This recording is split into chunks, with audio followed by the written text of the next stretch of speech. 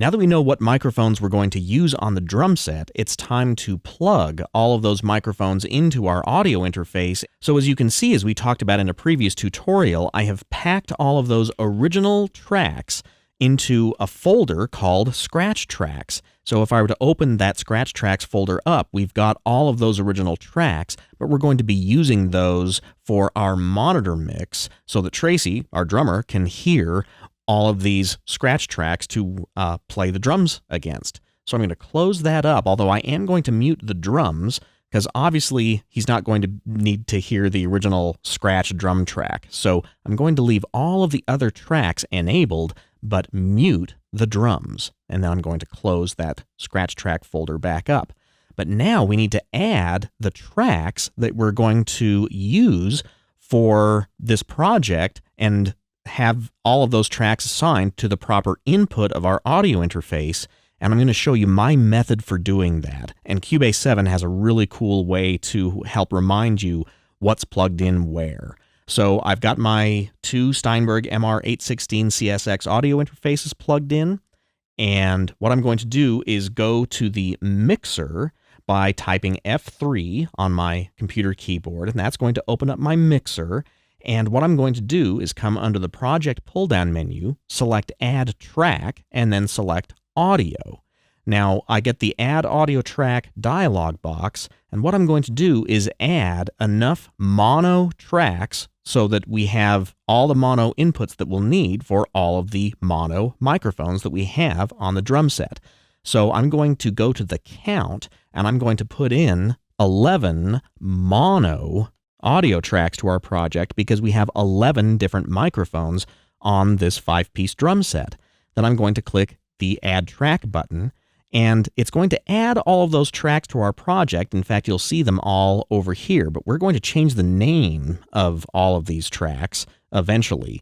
But just to show you that we have added all of those tracks to our project, I'm going to type F3 again, and now you can see that we have all of those tracks added to our project. And now I'm going to quickly go through and give them their names. So this is going to be kick in. This is going to be kick out. The next snare drum, this is going to be snare drum over, because this is the snare drum mic that's over the snare drum, and then there's a snare under. Then we have the hi-hat, which I abbreviate with HH. Then we have the ride cymbal.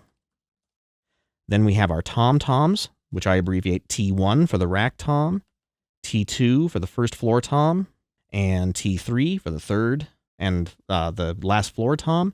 Then I'm going to use my mouse wheel to scroll to the next two tracks, which are overhead dash left and overhead dash right.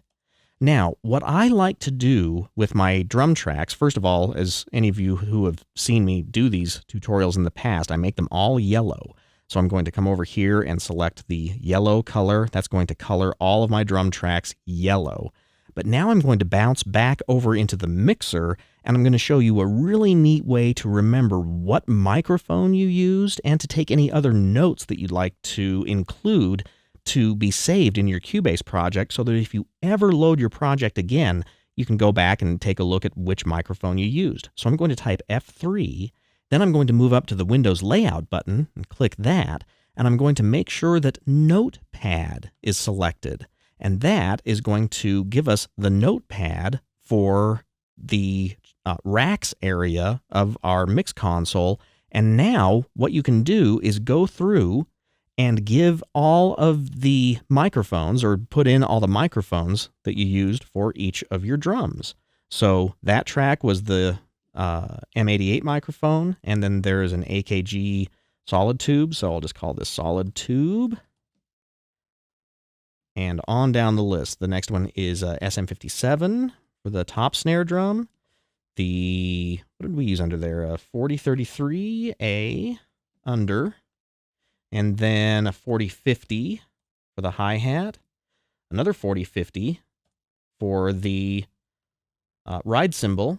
And then there was a C3000B for the rack tom. Then I'm going to have to come down here and scroll across to get more of my tracks visible. Then the next one was a C4000B, and another C4000B. And then finally, our two overheads were also the 4033As. 4033A. So that way you can take a few notes, and I like to go back and remember what sort of microphone I used on which kit. And by using the notepad, I'm able to go back and see what microphones I was using. That way, if I hear something that I did that sounded really cool, I can always go back and use that again. Or if I find that I didn't have a good choice, I can make sure that I avoid that choice in the future. So I've got all of my tracks added to my project, and I have all the microphones listed in the notepad. So now it's going to be a matter of setting proper input levels, and we're going to do that in the next tutorial.